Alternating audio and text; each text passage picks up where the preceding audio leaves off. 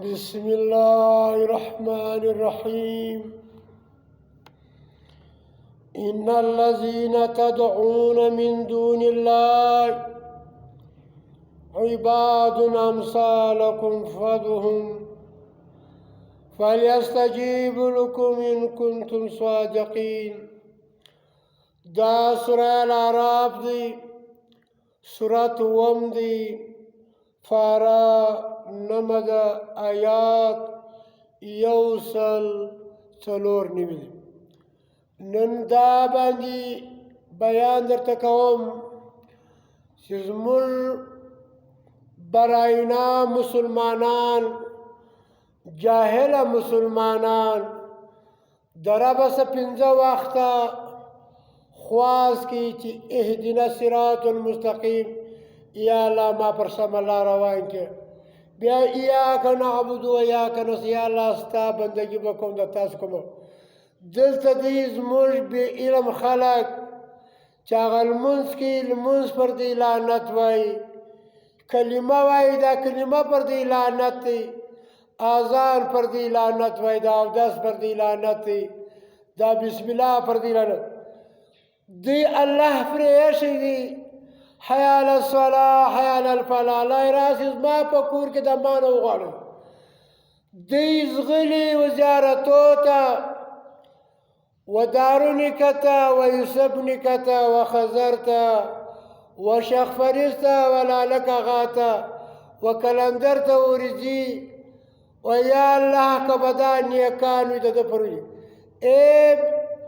نادانه دلته ته وایه چې اللهم اغفر لی لحینا و میتنا و شهدنا، یا الله موږ وبخښه، دا مړی وبخښې. دا مړی زموږ دعا ته محتاج، موږ نه یو ورته محتاج. نبي صلی الله علیه وسلم دپاره موږ دعا کوو، د اذانه بعد موږ وایو اللهم رب هذه الدعوة التامة والصلاة القائمة. دا دعا موږ ولکو. نبي ته کو اللهم صل علی محمد، دا موږ نبي ته کو. اے خلقو، اے مسلمانانو پر ځان رحم وکړئ. که ته خپلې ښځې ته ووایې چې ای ښځې هر شی ضرورت یې ماته راکوه، وایه زه در راوړم. دا په ګلۍ کې ولاړه ده، د غیر خلکو څخه شیان غواړي. ایا د دغه او نارینه پر غیرت باندې دا د خپلې خور یا د ماینې چې د بله سوال کوي، دلته ده ورته ویل چې هر شی زه درکوم. اے جانانه اے د اتیا کالو مسلمانه پر ځان رحم وکړه. دا باباګان ستا د دعا محتاج دي. دا تا ته خواست کوي چې ما دپاره دعا کوه. نو دا یاد کې نن وایي، بیا رب وایي، بیا تی وایي والبعث بعد الموت، پس له مرګه زموږ په قیامت چې سړی مړ شو، دا روح بدن لره نه راځي. په یاسین کې وایي، په سوره انبیا کې وایي، په سوره نحل کې وایي، تقریبا بیخي ډېر ځایونه وایي. الله چې ستا د دا خولې سره وختله، بیا په قیامت به روغی. زموږ بېایمانانو علما د الله قرآن یې پرېښی دی، په هغه منګړتو روایتو پسې وایي بخاري لیکلي دي، مسلم لیکلي. ای د الله، ای د ځان دشمنه، ته په امنت بالله کوې چې والبعث بعد الموت، پس له مرګه ژوند اکته په قیامت. نو اوس خلکو دا د الله قرآن دی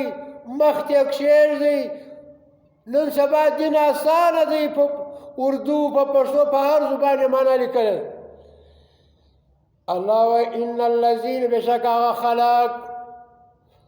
تدعون چې تی راننګوئ، تاسې رابولئ چې یا خدای پلانی نیکه رارسېږ. دا خدای ویل خو حرام کار دی. چې ته وایې زه دا خبره د دوی کوم، دوی وایي یا خدای. الله وایي من دون الله، الله دې پرېښی دی.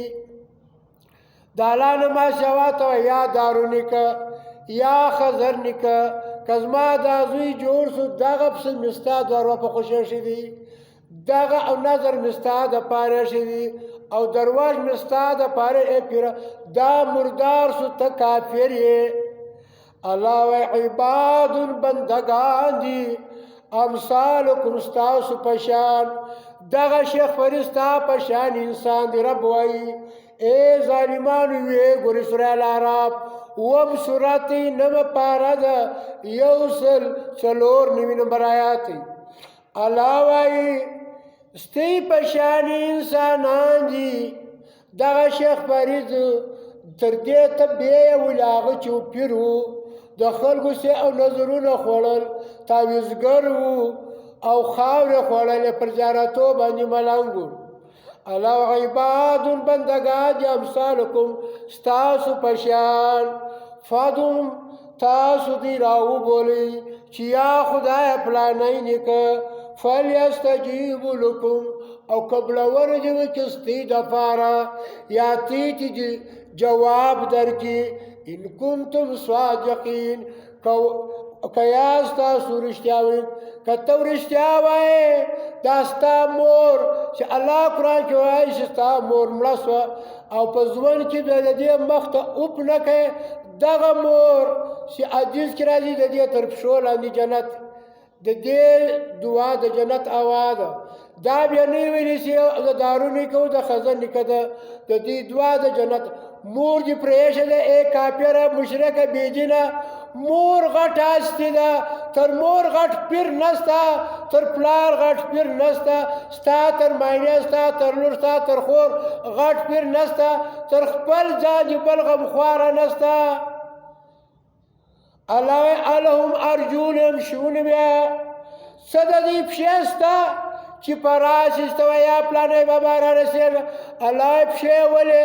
نن خاورې سو ساز وختله هغه دې تا سره یو ځای کړې تا سترګې پټې کړې غوږونه یې کار نه کوي الله وایي الهم ارجون یمشون بها څه د دغه دارونې که پښې سته چې په راسي ام لهم ایدی یبطشون بها یا د دوی لاسونه سته چې شی په ونیسي تا ته دعا وکړي بیا په هغه لاسو سره ام لهم عیون یبصرون بها یا د دوی دپاره سترګې سته چې په هغه سره الیدل وکړي الله وایي سترګې ولې نه د تاور پټې کړې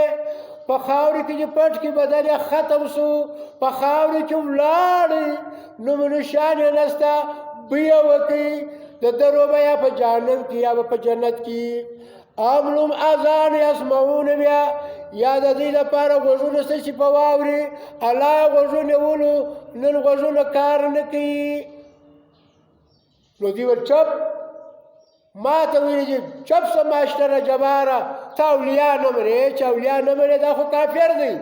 دوه اولیا یو د الله اولیا دي یو د شیطان چې کوم سړي لا اله الا الله وویله هغه د الله ولی دی ولی معنا دوست اولیا معنا ډېر دوستان دی وویل چپ سه زموږ باباګان به ټکر ادا کړي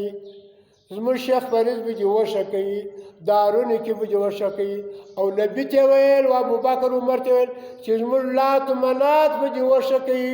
الله ورته وایي قول ادعوا شرکاءکم قول ادعوا ورته ووایه چې راوبوله ستا لات منات نن سبا موږ ته راوبوله دا ستا میا صاحب شرکاءکم دا ستاسو خپل معبودان دا تی سره د الله په صفاتو کې او شرکان کړي دي هغه دعا ځان ته نشي کولی غسل تا ورکړي سترګې تا ور پټې کړې دوه تا ورته کوله 10 شپې 15 شپې په کور کې ناست ولې ثم پس یقیدونه تی زما په خلاف باندې دا ستی باباګان راوبوله د ملا عثمانو دارونه کې دې راوبوله فلا تنظروني بیا ما ته مهلت مه راکوه ما دې شل کی ما دې ړوند کی ای دی مړ دې زما د دوه محتاج دی ان ولی الله بېشکه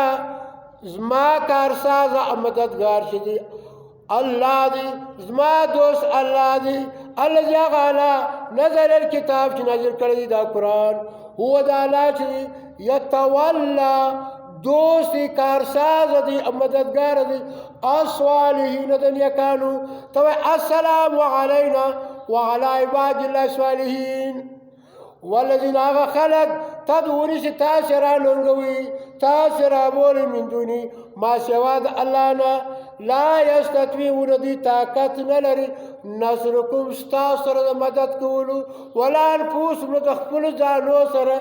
ینصرون مدد کولی شي الله نه ستا مدد کوي نه د ځان څخه مدد کولی. نو زما ورونو